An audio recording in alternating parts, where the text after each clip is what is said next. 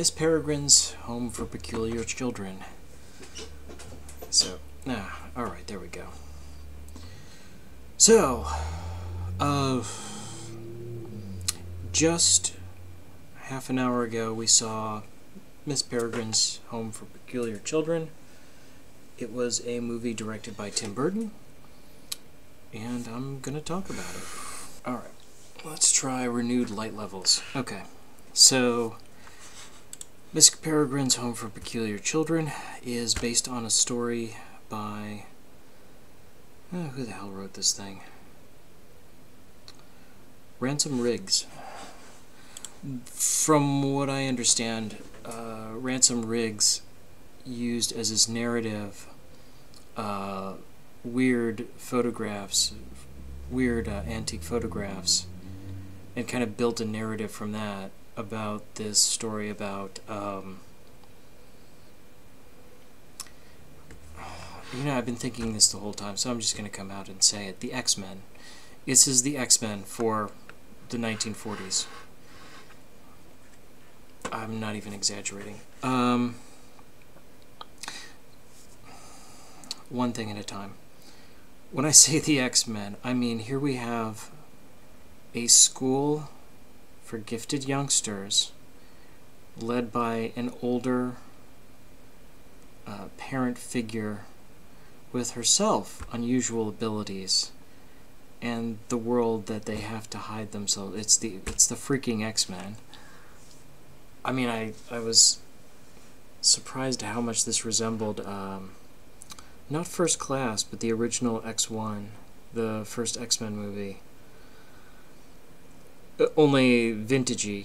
So, yeah, neat twist. It's a neat series of stories. It's very much a fairy tale with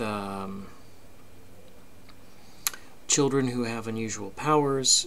I mean, I'm just using the terminology. They're mutants. They're freaking mutants. They have the special gene, the peculiar gene.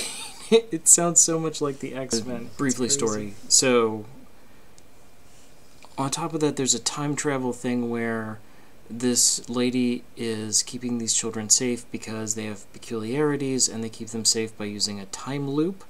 So they're constantly experiencing the same year over and over again. And that's how they protect them. And then monsters come in, more peculiar people, the evil mutants. I'm laughing because I can't help think of this as the X-Men.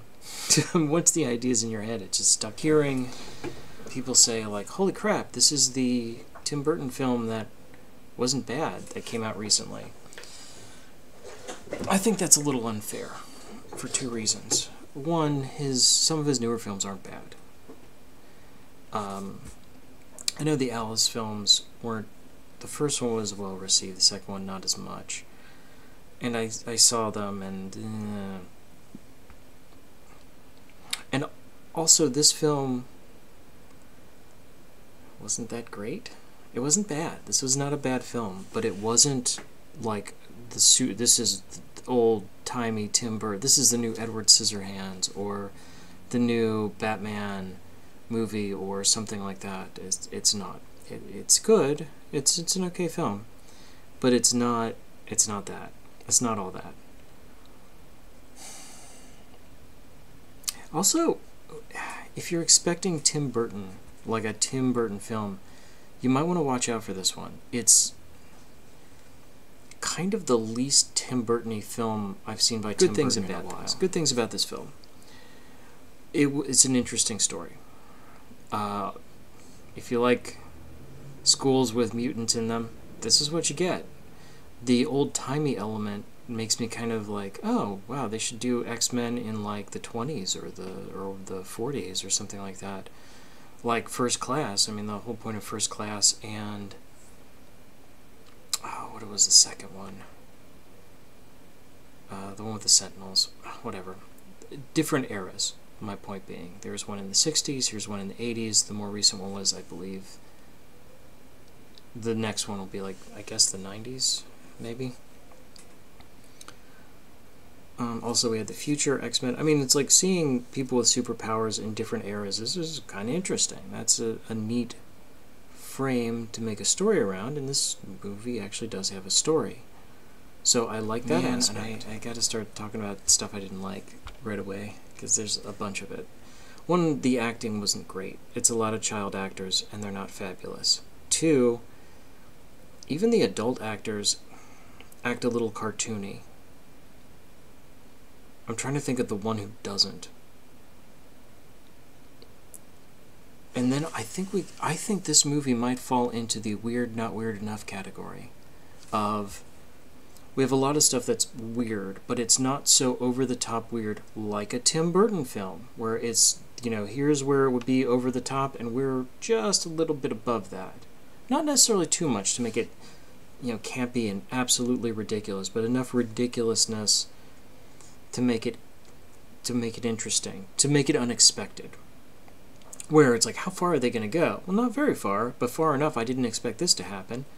And that's sort of how his films go. That's when I say a Tim Burton-y Tim Burton film, that's kind of what I mean. This film never goes that far. It never gets that weird. And yet the acting is sort of that stilted, we're all caricatures sort of thing, but not strong enough that it seems out of place. Miss Peregrine in particular, who we don't actually spend a whole lot of time with, now that I think about it. I mean, we don't really see her for all that terribly long in this movie, despite the fact that she's the title character, or her school is anyway. So there's that. The child actors aren't all that great. They aren't terrible, but there are a few scenes that are supposed to be dramatic, and the acting isn't up to par for it. It just seems, I can't just blame the child actor, I have to look at the director here. So, I'm not So, this is a Tim Burton film that's not as bad as other recent Tim Burton films have been, and look and behold, this film is not as Tim Burton-y. So, it's like it's not so much a return to Tim Burton as he just kind of toned his shit down a little. Cat wants attention. Alright, this needs to be talked about. The entire movie, I'm like sitting here trying to make myself like, hey, let it go. Just enjoy this film. It's a fairy tale. Just don't think about it too much. And it uses fairy tale logic, which isn't really logic. Where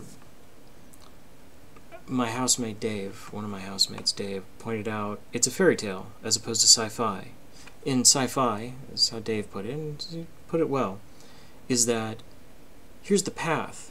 Don't deviate for the path, or bad stuff will happen. And in sci-fi, you deviate from the path, but then you figure out that, hey, maybe deviating from the path wasn't a bad thing to do. Maybe that was a good thing.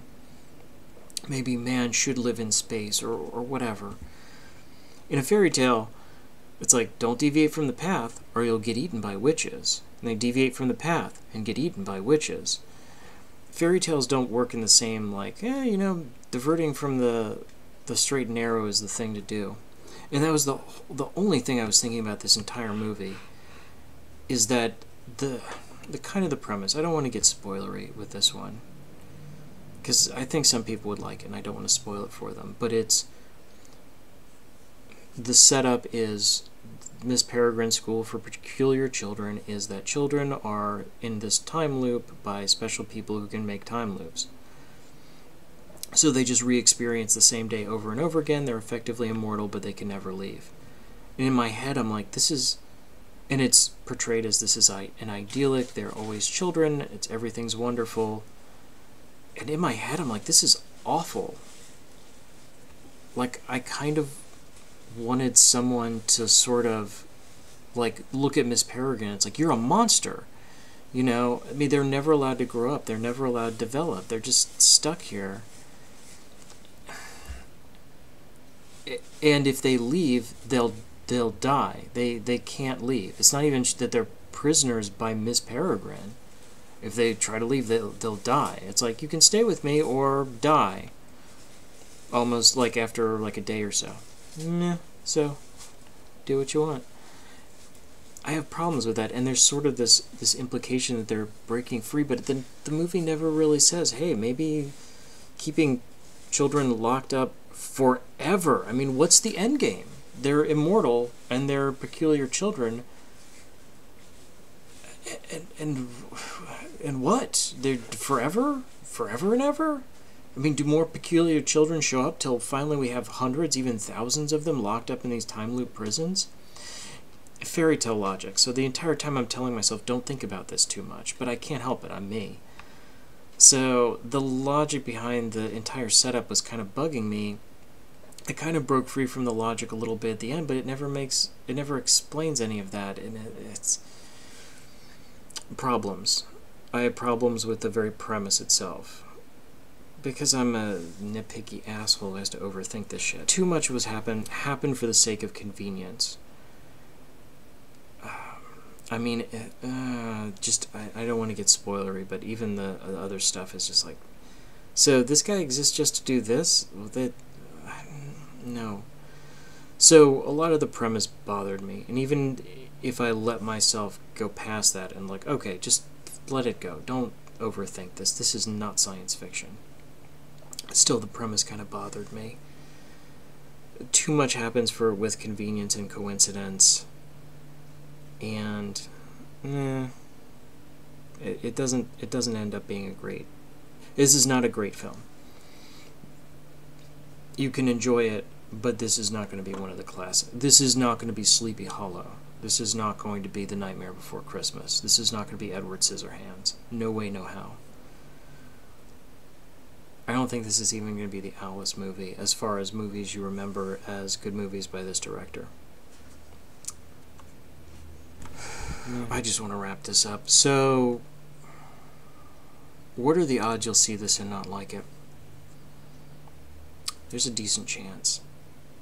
It's an okay film. It's middling enough. Like I said, it's not the normal over-the-top Tim Burton, which is starting to get annoying.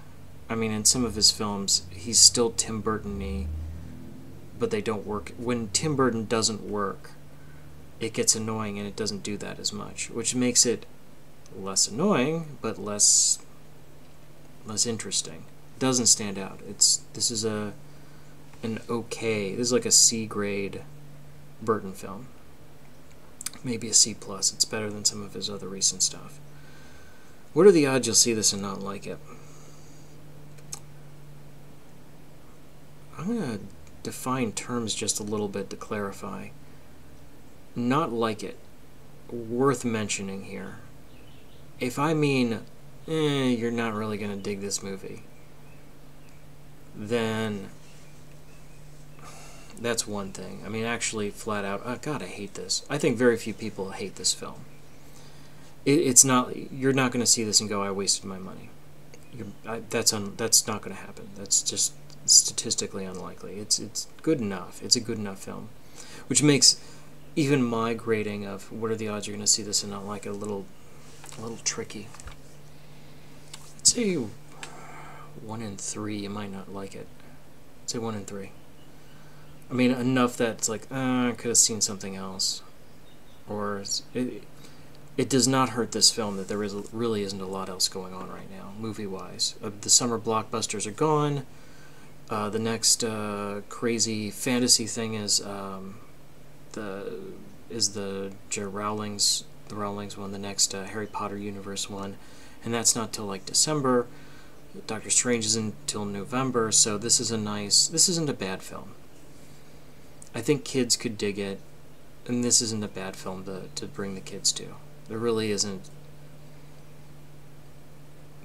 any violence or anything here that's particularly offensive or cutting edge, and that's kind of my problem with it. There's nothing really standoutish.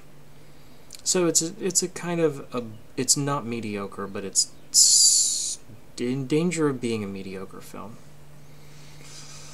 Would I see it again? No. I really don't want to see this again. It's, like I said, it doesn't have anything worth... It has nothing engaging to me. It was a fine time. I had a nice afternoon. We actually saw it in the morning, but it's 2 hours and 7 minutes long. Another thing worth mentioning, it's not It's not eloquent. This is not an eloquent film. As far as that, a couple actors I like. Samuel L. Jackson. Love him. Love everything he's in, even though he's in bad stuff. He's fully hamming it up. I'm a guy in a kid's film. Motherfucking snakes, you know. He's hamming it up for this kind of film. I really don't have much else to say for this film. There's not much to it. Despite the fact that it's a Tim Burton film that is 2 hours and 7 minutes long, it has a shockingly little amount going on. It's not over the top like Tim Burton. It's not particularly scary. It has a couple kind of gross, like, oh, this is gross, but not horrifying. Which is a Tim Burton signature, where it's like, we're kind of in that, this isn't really horror, but damn, you can see it from here. So that's there. It's okay. If you like Tim Burton, go see it. If you don't like Tim Burton and his movies annoy you, particularly recently, there really isn't a lot else going on in the movie theater, so go see it anyway. I actually recommend seeing it, but it's bearing in mind what you're getting into. Other than that, though, that's it for this. Hopefully I have more to say with something more interesting. I mean, that's really the kind of the bane of any review, is if the movie's great, you have so many nice things to say about it and so many insights about it. If it's deep, you know, once again, I learned this, I hadn't thought about this.